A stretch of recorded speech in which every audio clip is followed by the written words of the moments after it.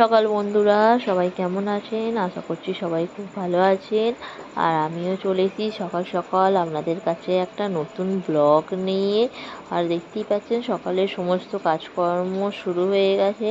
এদিকে বাসন টাসন ধোয়া আর ঝাড়ু ফাড়ু দেওয়া সবই হয়ে গেছে। আর মা এদিকে চলে এসেছে রান্নাঘরে। আর একটু ভাত চাপাচ্ছে কাটি, কারণ কদিন ধরে বৃষ্টি তো হচ্ছিল না, আবার বৃষ্টি শুরু হয়েছে। আর কাঠের উনুনটা একদমই ভিজে ভিজে হয়ে আছে। আর এদিকে